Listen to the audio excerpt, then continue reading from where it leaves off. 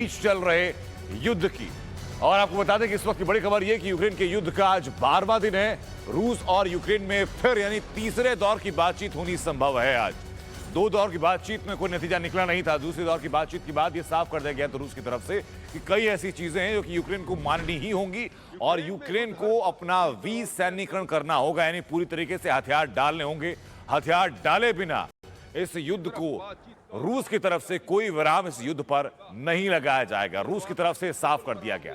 तो युद्ध का आज 12वां दिन, तबाही की हर तस्वीर लगातार आपको दिखा रहे हैं। तो दूसरी तरफ तीसरे दौर की बातचीत, पहले दौर की बातचीत के बाद जब दूसरे दौर की बातचीत होनी थी उससे पहले राष्ट्रपति जेलेंस्की की तरफ से भी कहा गया था कि बहुत आशावान नहीं, लेकिन बातचीत होनी चाहिए शांति बहाली के लिए। ये आपको उन 12 दिनों की तस्वीरें हम दिखा रहे हैं। तबाही का क्या मंजर आपको नजर आएगा यहां पर। और सबसे खास बात इसमें चेरनिहिव का वो एटॉमिक प्लांट भी है जिसमें कि रूस की सेना ने कब्जा कर लिया था, लेकिन उसके ठीक बाद यूक्रेन की सेना ने वहां पर अपना कब्जा वापस पाया। आपको रिहायशी बिल्डिंगों की तस्वीरें वो दिखा रहे हैं जहां पर कि रूसी सेना की तरफ से मिसाइल्स और रॉकेट दागे गए। न सिर्फ सैन्य ठिकानों पर बल्कि रिहायशी इलाकों पर भी रूस की तरफ से हमला किया गया था। ये 12 अलग अलग दिनों की तस्वीरें और आज 12 तस्वीरें आपको दिखा रहे हैं। ये 12 तस्वीरें इसलिए भी अहम क्योंकि आज युद्ध का 12वां दिन है और 12वें दिन में रूस और यूक्रेन के बीच आज तीसरे दौर की बातचीत होने जा रही है। और तीसरे दौर की बातचीत के बाद ये उम्मीद शायद है कि शायद इस युद्ध पर विराम लगे, क्योंकि रिहायशी इलाकों पर हमले होने शुरू हो चुके हैं। आपको याद दिला दें कि जब युद्ध का तीसरा दिन था तो खार्किव के पास के एक गांव में रूसी सेना की तरफ से सबसे पहले जो रॉकेट दागा गया था रिहायशी इलाके पर, वो तीसरे दिन शुरू कर दिया गया था। यह कहा गया था कि युद्ध के नियमों का उल्लंघन है और सैन्य ठिकानों पर कार्रवाई ठीक है, लेकिन आप किसी भी आम नागरिक के रिहायशी इलाकों पर आप फायरिंग नहीं कर सकते, युद्ध भूमि में उनको नहीं झोंक सकते। लेकिन आज युद्ध का 12वां दिन हो चुका है।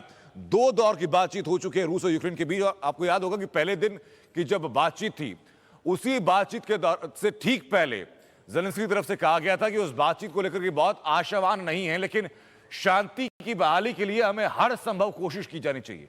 ये युद्ध की 12 तस्वीर आपने देखी, 12 दिनों की, लेकिन अब आपको 10 बड़ी तस्वीरें और दिखाते हैं और 10 अपडेट आपको बताते हैं कि आखिरकार इस युद्ध में 12 दिन में कौन कौन सी वो 10 तस्वीरें हैं और 10 अपडेट है जो कि आपके लिए जाननी बहुत जरूरी है। प्रधानमंत्री नरेंद्र मोदी जेलेंस्की से बातचीत करने जा रहे हैं। इस बातचीत में निकलेगा क्या, इस पर सभी की निगाहें होंगी। उसके बाद रूस और यूक्रेन के बीच आज तीसरे दौर की बातचीत होने जा रही है। दो दौर की बातचीत बहुत सकारात्मक नहीं रही थी, तीसरे दौर की बातचीत से आशा लगातार बनी हुई है। पुतिन ने फ्रांस के राष्ट्रपति इमैनुअल मैक्रों से बात की और 3 दफा बात हो चुकी है।